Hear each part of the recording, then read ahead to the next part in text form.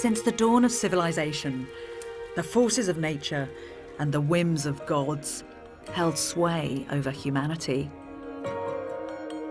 But 2,500 years ago, humankind experienced a profound transformation. Suddenly, there were new possibilities. This is a time when rationality overrode superstition and belief. This is an ethic which does not rely on the gods. The world is now explained in terms of natural forces. We're now responsible for our own destiny. Upheavals across the globe sparked an ambitious vision of what humans could achieve, spearheaded by three trailblazers. Socrates, Confucius and the Buddha, great thinkers from the ancient world whose ideas still shape our own lives. Is wealth a good thing? How do you create a just society? How do I live a good life? By daring to think the unthinkable, they laid the foundations of our modern world. I've always been intrigued by the fact that these men, who lived many thousands of miles apart, seemed almost spontaneously, within 100 years of one another, to come up with such radical ways of thinking. So what was going on? I want to investigate their revolutionary ideas, to understand what set them in motion. In this episode, I'm on the trail of that most enigmatic of philosophers, the Buddha. The wandering seeker of truth who challenged religious orthodoxy. Caste was not a barrier. Priests were not required. Analysing his thoughts and desires sparked game-changing insights. This is the teaching of Buddha. Everything is subject to change. Setting the Buddha on his path to enlightenment, a whole new way of being, and an escape from the suffering of life. Technologically, the world has progressed immensely, but psychologically, I don't think we moved very far.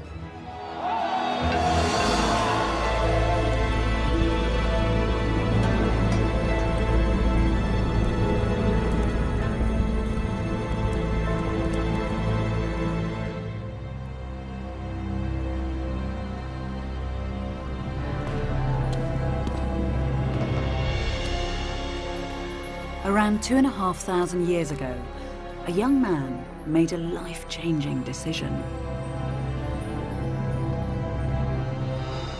We're told that in the dead of night, he left home, pausing just once to take a last look at his wife and newborn son. He then slipped out silently into the darkness. It was the start of a journey that would take him from the foothills of the Himalayas and end here on the plains of northern India. His mission was to make sense of human life. For me, it's genuinely exciting that what the Buddha discovered 25 centuries ago continues to inspire hundreds of millions of people across the globe. As a religion or belief system, Buddhism has evolved, taking diverse forms within different cultures. And as a philosophy, its relevance is undiminished by time. The fact it's still on the rise shows it's a potent way to navigate our modern times, passed down from the ancient world that the Buddha inhabited.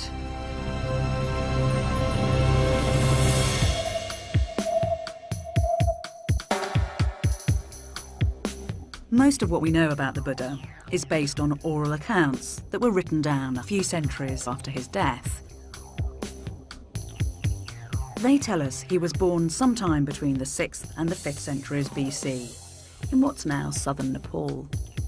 We're told he was a prince, Siddhartha Gautama, good-looking, skilled in weaponry, and prophesied to achieve great things. But his father, the king, was worried, because it was predicted his son would do one of two things: stay in the king's palace and become an emperor, or leave home and become a great religious leader. The king, preferring his son to be a more conventional emperor, surrounded the prince with luxury to attach him to a worldly life. The streets were cleared of all unpleasant sights, so he was blissfully unaware of the suffering in the world. But the plan backfired. One day, whilst out in his carriage, he unexpectedly saw an old man. Later, he saw a sick man, and then a corpse. Witnessing the pain and frailty of human existence shook him to the core. When the prince saw a holy man, he was inspired, and his destiny was sealed. I have to say, this colourful account of the Buddha's early palace life does have more than a ring of fable to it. It feels like a kind of textbook, heroic story. But it does also seem to reflect a real existential crisis. The Buddha observed that our lives were permeated by suffering. His quest was to find out if there is a way to overcome it.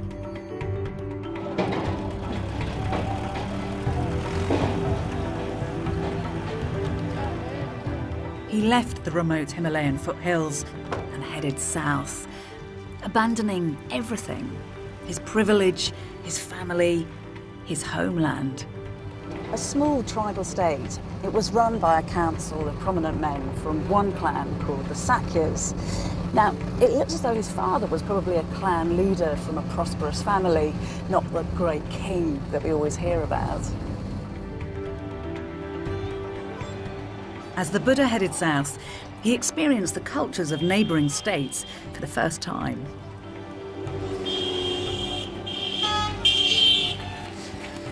Arriving here, he'd have seen everything with the eyes of a curious stranger.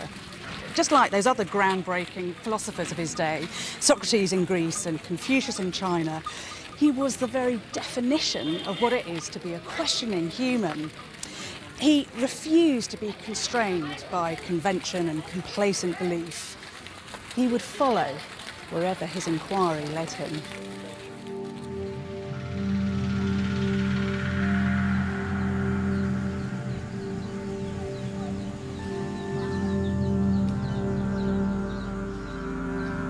One of the first things the Buddha would have encountered was the religion of the Brahmins, a priestly caste who dominated the cultural landscape of the Indian world.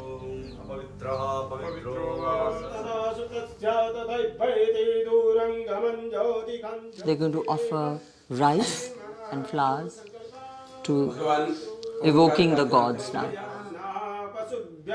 Brahmins were responsible for reciting the Vedas, an ancient body of divine teachings and hymns in sacred spaces and in people's homes, just as they do today.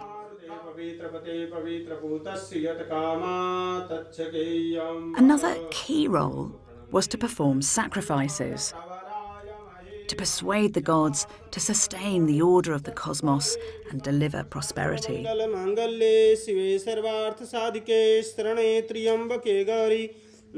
They memorized all the old scriptures.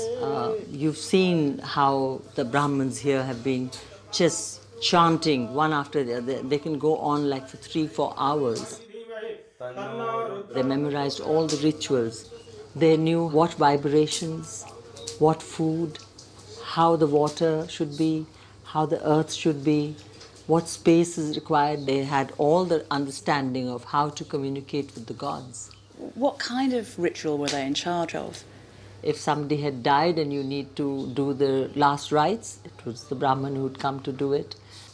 If there was a drought, you'd get the Brahman to evoke the rain god. The whole life depended then on the priest, the Brahman, who had the knowledge. That must have given them real power.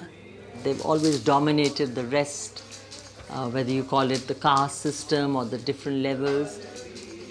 So they had the highest top position, and then came the warrior community, the Rajputs, the fighters, the rulers. Then came the business community, which is the Vaishnavas.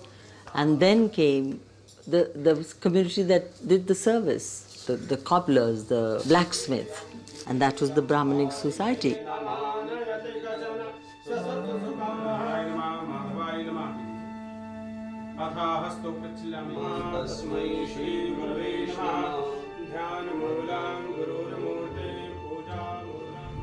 For the Buddha, the rigid hierarchy of the caste system and sacrifice to the gods relied on blind faith and received wisdom, not any kind of rational explanation. He passionately thought that there must be a more robust, a more credible way to understand and explain our place in the world.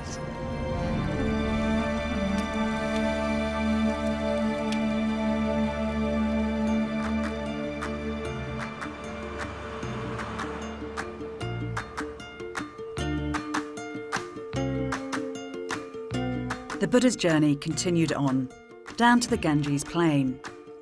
It was a world in the midst of rapid transformation. New cities and prosperous centralised kingdoms had emerged. The Buddha is said to have entered one, the kingdom of Magadha, and spent time here in the royal capital, Rajagriha. Along these rampart walls, you can still experience the ancient city as the Buddha would have known it. The streets of the city here would have been crowded with brightly painted carriages, bringing gold and silver, pearls and blue lapis lazuli, sandalwood and rich cloths. And then in the distance, you'd have seen great caravans carrying in more fabulous goods from the Bay of Bengal and what is modern-day Afghanistan. There's a lot of evidence in the literature for this time that cities were expanding, but do we get evidence in archaeology too? We get lots of evidence. This is the period when cities were emerging and expanding all over the country. I mean, these are lovely little belongings here. Did these all come from cities? All of them did. You can imagine the people who used them. Look at this, for instance. This is a razor. That's great. I love it. I love it when design doesn't change. That's exactly the same as a razor today. That is one heck of a doornail. So that's quite some door that's holding together. And these are lovely as well. It looks like very fine dining ware, is it? It is. This is a very special kind of pottery that must have been used only by very rich people for very special occasions. So do you think, I mean, this kind of different way of living is affecting how people feel about their lives? Yes, absolutely. And the city must have been a very exciting and also unsettling experience for somebody who'd walked into one of these cities from a village. Because something new is emerging, but the old ways of life and the old kinds of social relationships are dissolving. This is a time when you have unprecedented and I think unparalleled level of questioning about what it means to live in the world and how one should live one's life, and all kinds of questions that concern us very deeply.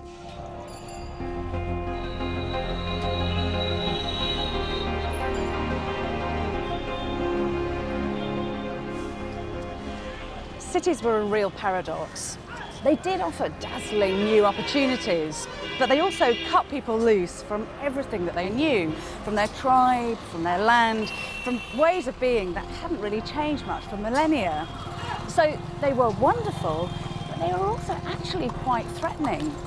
People must have wondered what life was all about and how they should now best live together. It was a time of intense questioning. Can we control our desires? And the Buddha would play a vital role in that debate. What is justice? By now deep into his own personal quest, he engaged with the most intractable question of all. What happens to us when we die?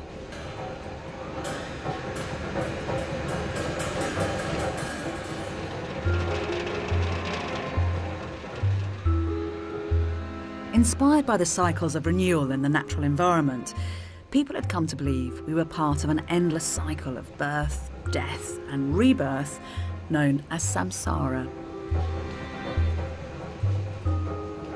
Samsara is a powerful idea that was really current at the time of the Buddha, the idea of a birth followed by rebirth, followed by rebirth in the cycle of time. But humanity's always been aware of the cycle of life. So what made samsara different? The cycle of rebirth really means that you go from one life to another, and you can be manifested in a different form in each life. You could be manifest as a god, or you could be manifest as a human being, maybe a higher or lower caste. You could even manifest as an animal or an insect, as a cockroach. And so that is really the cycle of rebirth from life to life through a continuous passage of time. So do you think people felt trapped by this? You can imagine somebody thinking that at each birth he has to go through the travails of life, of sickness, old age, death, and then rebirth, and the whole cycle goes on. And so it's tedious. I mean, it's suffering, because the existential reality was not one that they felt was bliss. So did people try to work out a way to release themselves from this trap? Yes, the great quest at that time was to find ways out of that cycle of rebirth and re-death.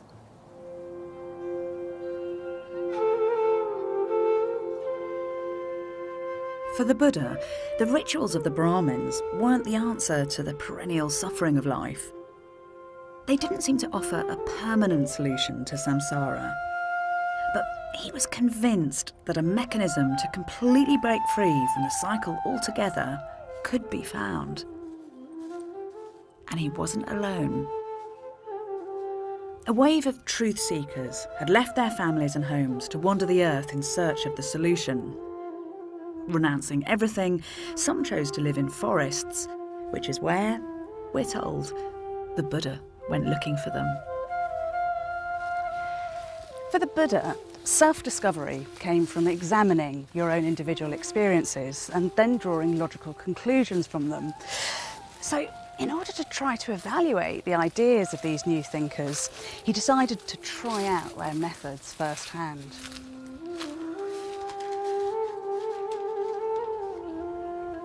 One of these wandering truth seekers was a man called Alara Kalama. Now, the solution to the problem of samsara, as he saw it, lay in directly experiencing the permanent, the eternal part of ourselves, the part that survived every rebirth.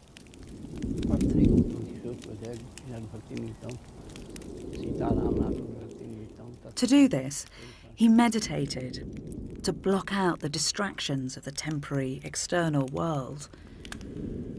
Freed from physical and mental interference, such seekers could focus on their goal, to fully merge their eternal soul with its cosmic counterpart, a kind of universal soul, the highest reality. The idea seems to have been that by creating union between the microcosm, the individual self, and the macrocosm, this world soul, they would achieve liberation. Under Alara's tuition, we're told the Buddha showed such remarkable ability, he could achieve a profound stillness of mind. So much so, Alara offered him joint leadership of the group.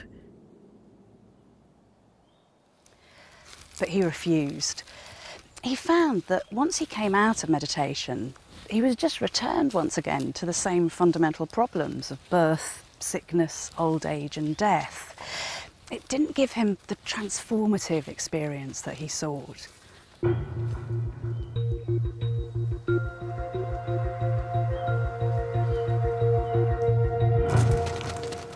But the Buddha didn't give up.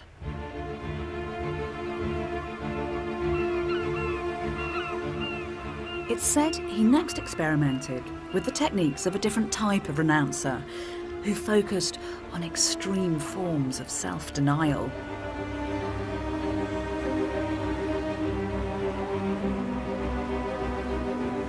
These type of renouncers also believed that the material part of our being is an obstacle to liberation. Theirs was a much more drastic solution. Instead of focusing on the mind, they put all their efforts into subduing their bodies.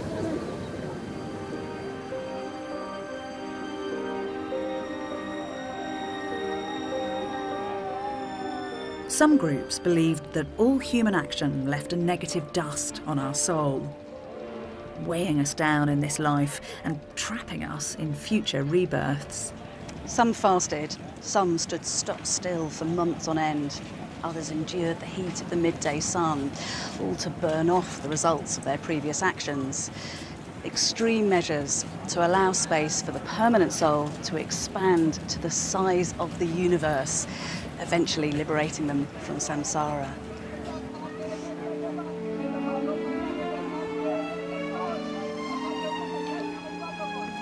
It seems the Buddha spent 6 years experimenting with all kinds of self-denying extreme penances. He tried a technique of holding his breath for longer and longer periods. He walked around naked. He ate tiny amounts of food, just 1 grain of rice a day. We're told that he almost died. His bones were like the rafters of a derelict house, and he could actually feel his backbone through his stomach. But despite all this, he wasn't making any progress. The pain was clouding his mind. The austerities weren't providing a solution to suffering. They were just making him suffer even more.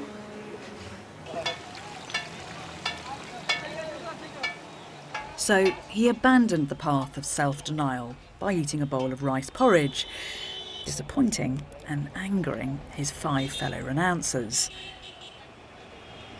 6 years of hardship, experimenting with different methods, had come to nothing.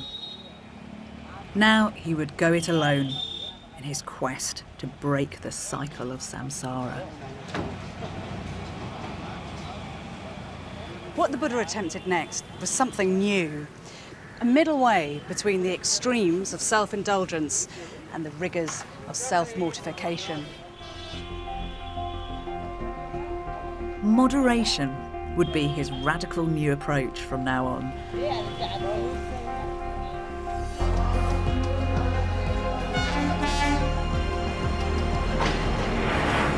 The Buddha's change of tack would bring greater clarity to his examination of the human condition.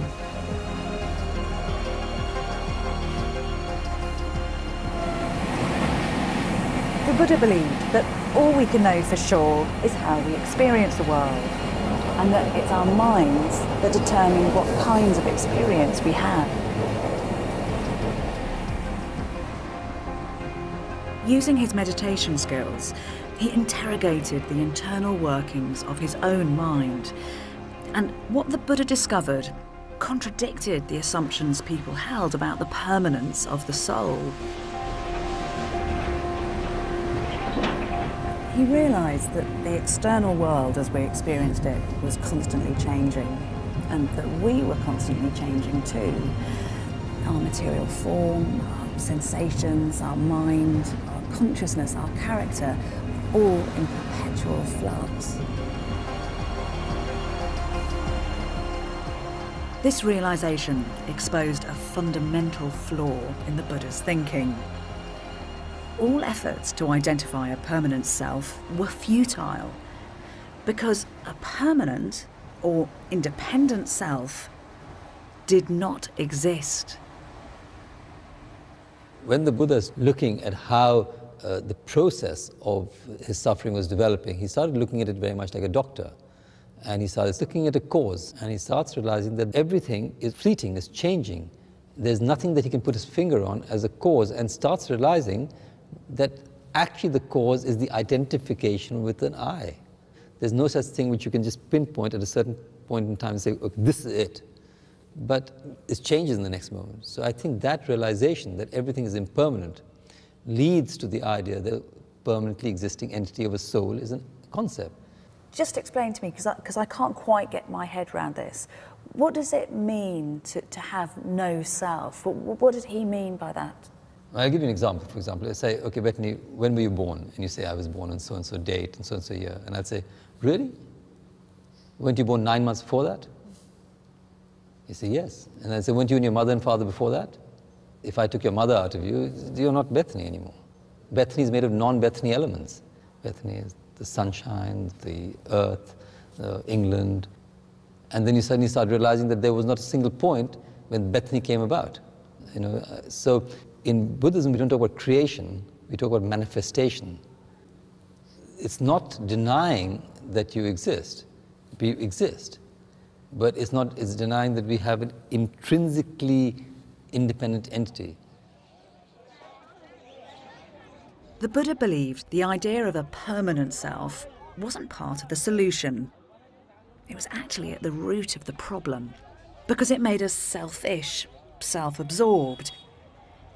It created insatiable craving that enslaved us to transient earthly concerns and kept us trapped in samsara. To rid oneself of this deep-seated delusion of self was the way to liberation. That realization allows you the freedom not to get caught in the I, me, mine, which is really the fundamental cause of suffering. And then he says, oh, then there is a way to overcome suffering. That's a sort of aha, wow. So his teaching was based around rediscovering your nature, which is non-self nature. The Buddha's self-analysis revealed the answer. If we could extinguish the delusion of self, we would see things as they truly are, and our suffering would end. We had the capacity to take control of our lives. The Buddha seems to have recognised that there's a plasticity to our minds and characters. Living in the world with the right attitude is fundamentally empowering. Basically, know yourself and the world is yours. It's cognitive psychology, 25 centuries before the phrase is invented.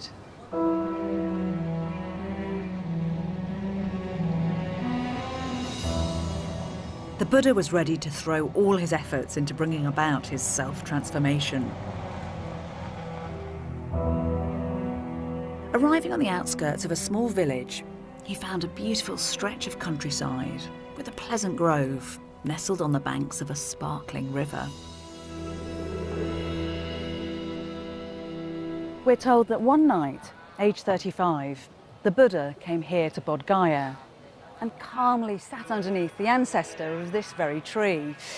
Today, it's a pilgrimage site for many millions for one key reason. Because this is where it all came together.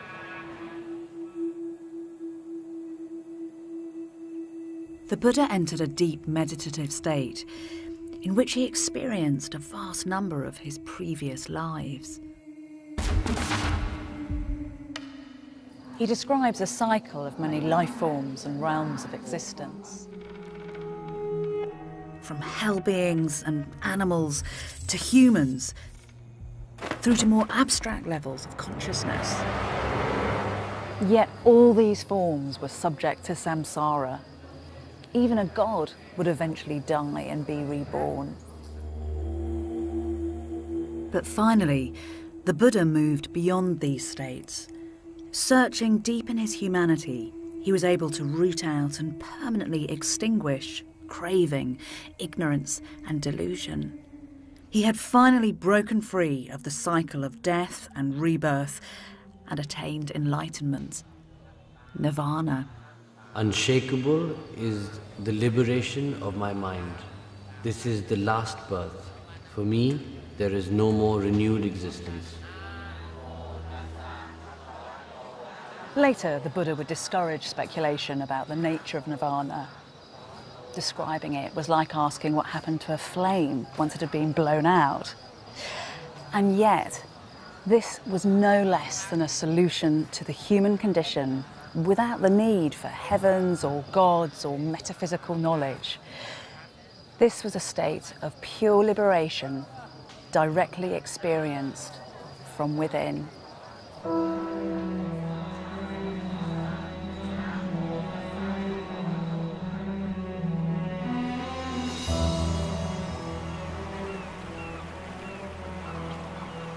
The Buddha had harnessed the capabilities of the mind to identify what he believed it fundamentally was to be human. Extinguishing desire and hatred and delusion had allowed him to fulfill his full potential. Now he can live with absolute wisdom and compassion. The Buddha found he had a new mission: to share what he'd experienced. He wasn't sure if he could ever communicate it, but his profound empathy for others drove him on. His starting point was the 5 former renouncer friends he'd left for his middle way. The sources tell us he found them where I'm heading next, the outskirts of modern-day Varanasi, the site of an ancient deer park. At first, his former companions were reluctant to welcome him. And then, we're told, they realised that a great transformation had taken place. They greeted him with respect and washed his feet. And it's now that we get a sense of the compelling charisma of the man. Because what the Buddha had to tell them was mind-blowing in its insight and clarity. The Buddha shared his discoveries, known as the 4 Noble Truths. The first truth was the inevitability that all life is suffering. But by suffering, the Buddha didn't just mean illness and old age, but the persistent disappointments and insecurities of life. The second truth was that suffering is caused by craving. The third was that since suffering has an identifiable cause, it could have an end. But it was the fourth truth that offered the critical, practical answer. This truth was a path, what he called the Eightfold Path, and it offered up an end to all suffering. With the Buddha's guidance, his small group of disciples made quick progress. They gained wisdom, practiced ethical conduct, and achieved mental discipline through meditation. Finally, they experienced nirvana for themselves.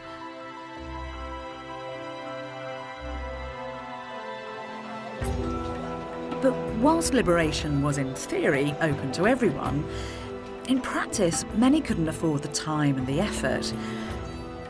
The Buddha, however, had a message of hope for those who remained trapped in the cycle of death and rebirth.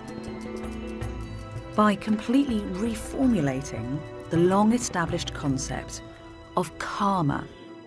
Traditionally, karma referred to significant action, which it was believed could improve the quality of our rebirth in the next life. In the early days of Brahmanism, karma was synonymous with ritual action performed by priests on behalf of the higher castes. The lowest castes had little prospect of improving their lot through this ritual form of karma. Buddha changed karma from ritual action to the thought of that action. So the intent of that action was more important than the action itself. If you thought well, or if you had good intentions, then you could change your destiny, not necessarily in this life, but in future lives as well, That's a key shift, isn't it? That is a very major shift in the understanding of the notion of karma, From ritual action to an individual's choice of doing good. They have to be good human beings, and that's the fundamental thing about Buddhism. So that's not just a kind of philosophical shift, that's a change in society. Absolutely. He took it out of the hands of the priests who were empowered to change the destiny of men and gave it in the hands of people who were practicing Buddhism. So it doesn't matter what class you're from, actually, No. or what gender? You could be anyone, you could belong to any caste. It didn't really matter. Everybody had the choice and the freedom to improve, to become a good person.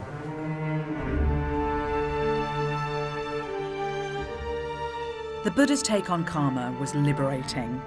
Everyone stuck in the cycle of samsara had the chance to improve the quality of their rebirth.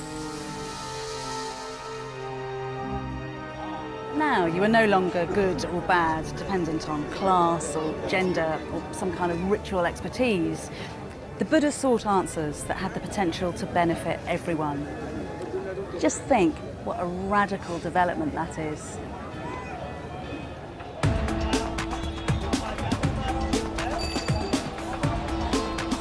The Buddha's democratization of karma attracted the attention and support of one class in particular: the merchants and traders who'd fueled the rise of Indian cities. According to the conventions of Brahmanism, contact with anyone outside your caste resulted in contamination. But of course, by definition, merchants were interacting with different people and different cultures the whole time. Now, Buddhism didn't have any kind of a problem with that. Some merchants felt disadvantaged by the caste system.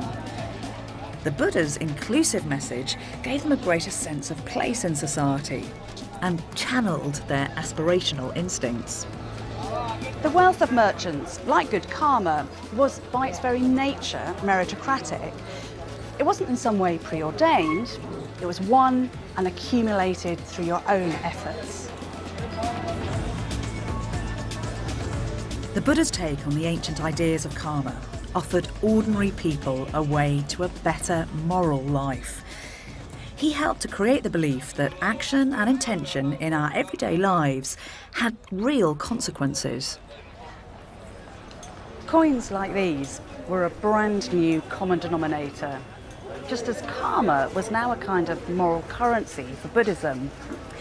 It's easy to imagine how with things like these in your pocket, you could understand how you could secure future benefit by building up merits. The Buddha had revolutionised ethics. We could no longer blame any external force, like a god, for our decisions. We were entirely responsible for our own moral condition. The buck stopped with us. In essence, this is the same rallying cry that we hear from those other great philosophers of the age, Socrates and Confucius. To find answers to the universe, first look within. Be your own lamp, said the Buddha. Seek no other refuge. These are exciting thoughts. The idea that you don't just have to be a victim, but a master of your own fate.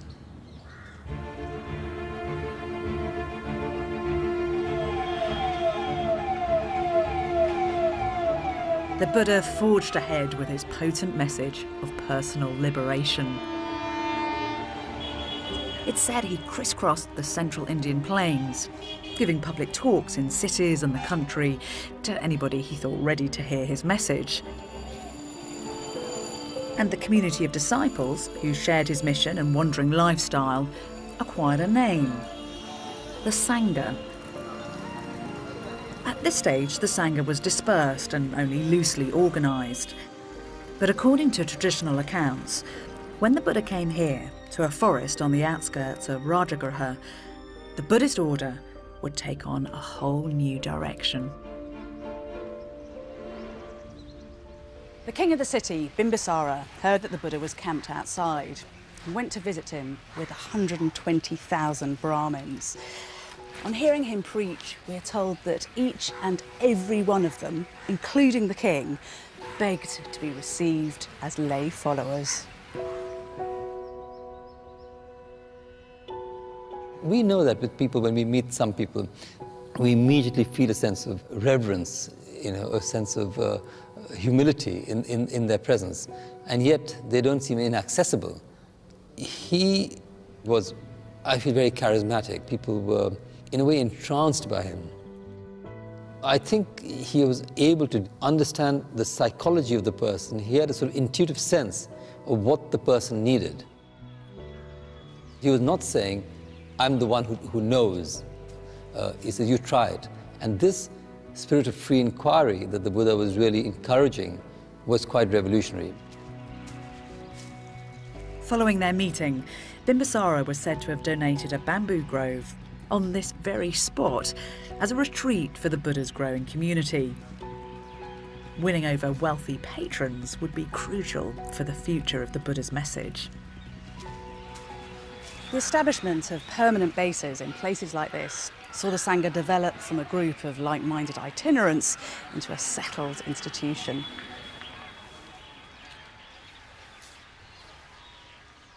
The Sangha at Rajagriha became the model for something entirely new. Soon, a network of monasteries, the first known monasteries in the world, sprang up. Places where the Buddha and his travelling disciples would stay during the monsoon season. The movement was changing, and the Buddha's role would change too. He taught that each monk was an island and responsible for themselves, but now he's believed to have created a comprehensive set of guidelines. In early Buddhism, there was only few monks, so there was no need of rules because those who become monks were very highly intelligent and highly, spiritual. They have the clear intention, comprehension, why I am become a monk. So they never done anything wrong. But gradually, when the numbers growing up to maintain the excellence, peace and harmony, he prescribed the different rules and the discipline. And amazing to think that 2.5 millennia later, you're still living by those rules. I think we need more rules because in the modern time, because we have to face so many things. That time only India, now there is the whole world. There are 227 rules for monks, enacted every day. And it is amazing to think that in these words, we could be getting a glimpse into the mind of the Buddha and his early followers. The Buddha's thought to have adapted his rules in an ad hoc way. He was a pragmatist, not above changing his mind and listening to reason, even when it came to the thorny issue of including women. At the very beginning, they were regarded as a bit of a burden because they needed protecting. But the logic that liberation should be available to all meant that really they had to be included. And we're told that the Buddha himself eventually declared that nuns should be part of the Sangha. The rules of the Sangha are eminently practical. Self-discipline and resourcefulness are enshrined into daily life. They dictate what you can own and what you must give up. Monks are allowed to have 8 possessions. There are 3 robes basically. It is to look ugly, not too beautiful. We have to have a small needle and the threads. But nowadays we don't stitch because we have ready-made robes. This is the razor. It is very troublesome to keep hair. Yes. So we leave it, everything. This is the ball. Begging bowl. Of monks. So this, you collect food and drinks, alms from other people. And why do you get your food from outside? Why don't you produce it yourself? Because monk has to depend on the people, the society. So we have gratefulness and gratitude. So what we return to them, our compassion and wisdom. Monks can be a guide to the people, to the society, to show the path to wisdom, to show the path to peace, and to show the path to happiness. Apart from that, monks has no other connection, relations to the lay people whatsoever. But you've had to leave your family in order to become a monk. Yes. In fact, family life is always full of that kind of miseries, that kind of obstacles and troubles, so many. So living in a family life, one cannot practice a simple, holy life in order to achieve the spiritual heights.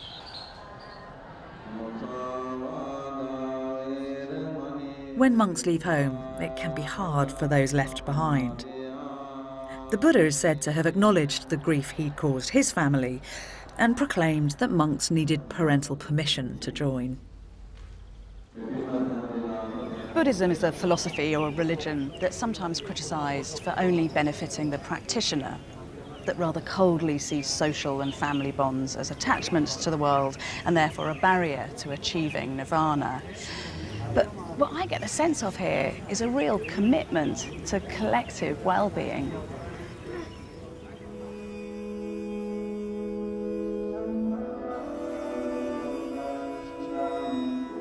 The Buddha hadn't shut himself away after his enlightenment. His insights had heightened his concern for others, and he'd spent over half his life helping those around him to alleviate their suffering. The Buddha's insistence on the absolute value of compassion is something that really impresses me. Just listen to these words of his, some of the very earliest ever written down. Let no one deceive another, nor despise anyone anywhere. As a mother protects her child, with boundless, loving kindness, cherish the world. Love without limit. How can you argue with that?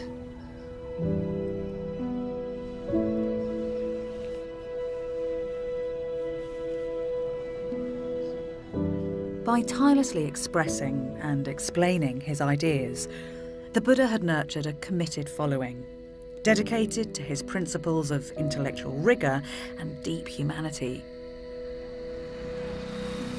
But the Sangha couldn't rely on the leadership of its founder forever.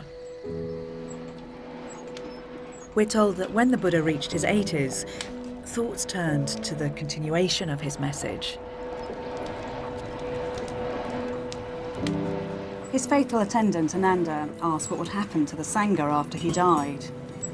He said, the Sangha doesn't need a leader. It just needs my Dharma, my teaching.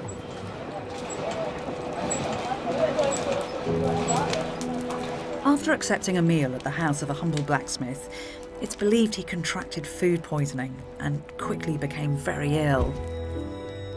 Yet, having achieved nirvana, the Buddha had no fear of death. His suffering had ended with the moment of his enlightenment. He would not be reborn. And what followed death was, like nirvana, beyond comprehension.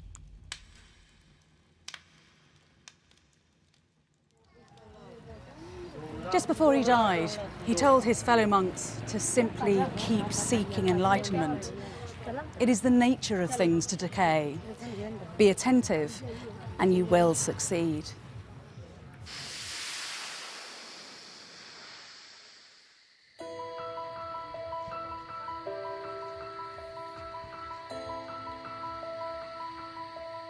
The Buddha's death robbed the Sangha of their founder and leader. With this vacuum, there was a real danger his ideas would be lost or corrupted. The Buddha had encouraged the Sangha to reach consensus on day-to-day concerns by holding regular meetings, and now the monks did as they'd been taught. They're said to have convened a council of 500 prominent monks here to this cave to determine the content of Buddhist doctrine. Ananda recited the sermons and the teachings of the Buddha. Another monk, Upali, recited the monastic rules. They now had a definitive account of the Buddha's ideas.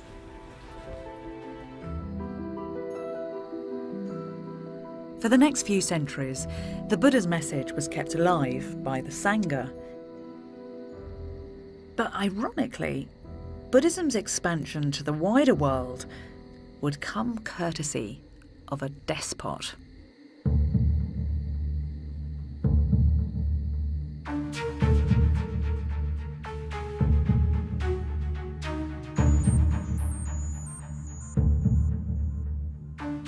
"200 years after the Buddha's death, most of what is modern India was ruled by the ruthless emperor Ashoka.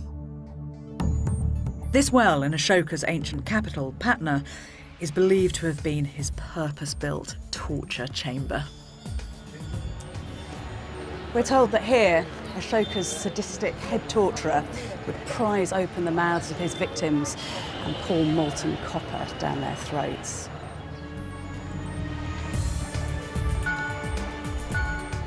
But then, around 262 BC, following a particularly pitiless and bloody victory, Ashoka suddenly had a sickening realisation of all the suffering that he'd caused, and his change of heart could not have been more dramatic.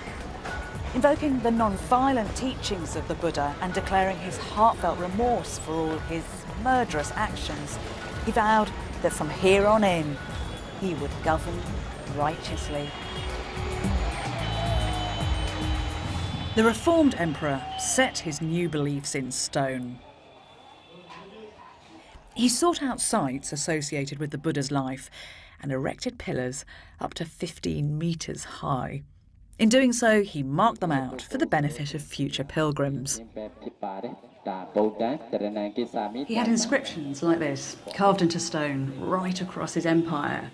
But these edicts didn't lionise his victories in battle. Instead, they declared his revulsion of violence and urged his subjects to live moral and compassionate lives. Ashoka gave up conquest and abolished the death penalty. He liberated slaves, set up free hospitals. Animal sacrifice was banned in the capital, and a wide range of animals, including parrots, tortoises, porcupines, became protected species. He sent missions out of India, taking Buddhist principles to Sri Lanka, the Middle East, and across Asia. Buddhism would continue to dominate the Indian subcontinent for the next 1.5 millennia. Wealthy patrons donated generously. Stupas containing what were said to be relics of the Buddha and sculptures depicting his life emerged across the landscape. But to my mind, the greatest legacy of this time is here at Nalanda.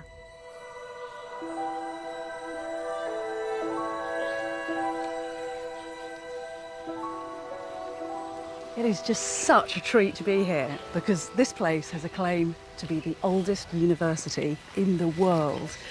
We know there was a serious educational establishment here from at least the 5th century AD, and you have to try to imagine it in its heyday.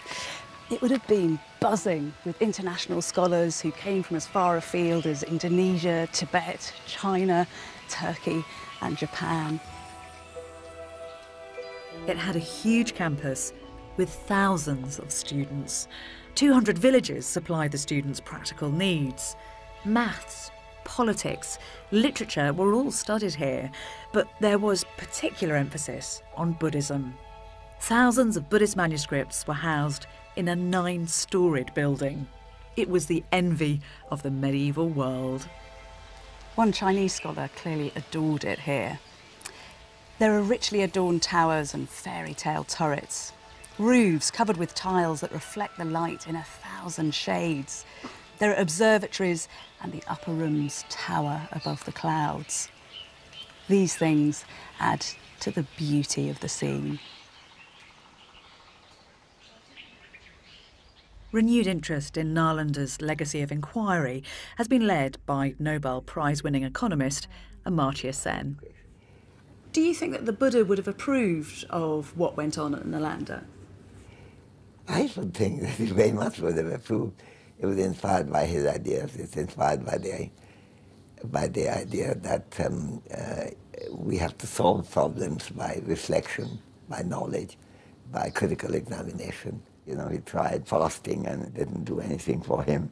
And he decided that by torturing the body, you don't improve your mind. You improve the mind by cultivating the mind. Some people might think it's counterintuitive that Buddhism is being taught at Nalanda alongside maths and science and grammar, but it's part of that kind of practical understanding of the world, isn't it? Well, it's part of a Buddhist understanding of the world too, namely that you have to be concerned with those issues that move people, which includes mortality, disability, morbidity. It wouldn't be seen in any kind of conflict with Buddhist studies, because Buddhism is also about human life. What would you say the Buddha has to offer the world today? One of the things that Buddha identifies is that it's possible for you to agree on good action without necessarily agreeing on a bigger metaphysical view of the universe. When I was fortunate to get the Nobel, I gave the bulk of that money to have elementary education, elementary healthcare, and gender equity. At the same time, I don't have any great belief in the religion and God. But it was the Buddha who changed the question from, is there God, to questions like how to behave no matter whether there is God or not. And I think that's a game changer.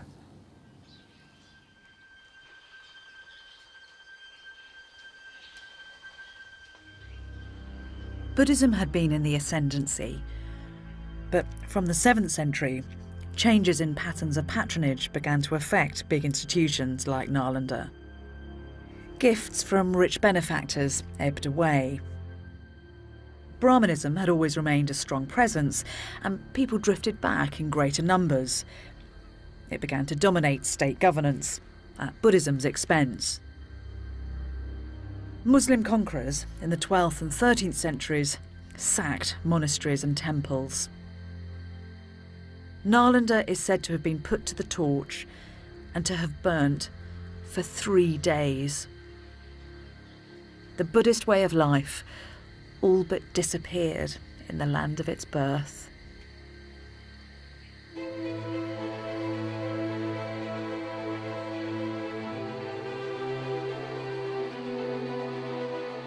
But Buddhism was already on the move. It had already travelled at a furious pace throughout Asia and would continue its journey to become a truly global religion.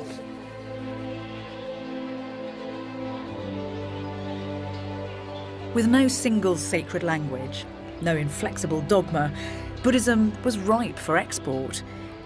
It's an adaptable philosophy that's become a diverse belief system. As it spread, it cross-pollinated with other cultures in numerous unexpected ways. For some, there is life after death, and the Buddha is a figure of devotion.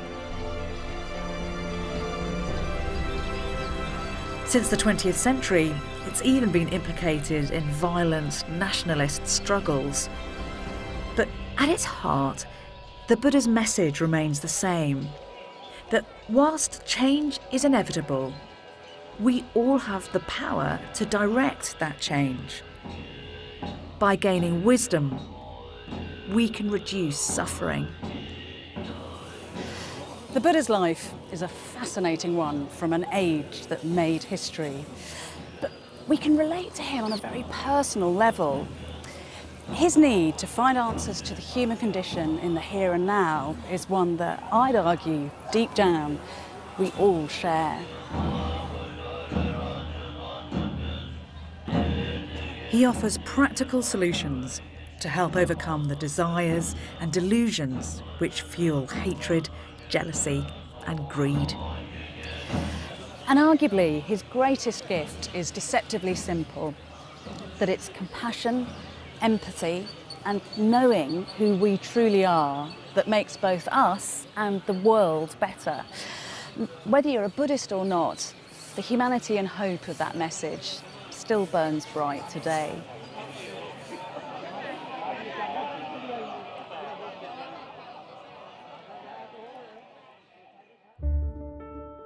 If the mind of the Buddha has made you think, explore further with the Open University to find out how great minds have influenced our world. Go to the address on the bottom of the screen and follow the links to the Open University. Next time, I investigate a philosopher who influenced the whole of Western thought, Socrates. His rigorous methods and uncompromising questioning made him the moral conscience of the city he loved, Athens. Yet his dogged pursuit of truth would end with a death sentence.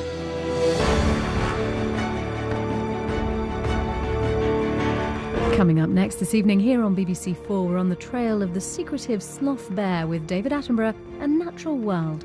Stay with us.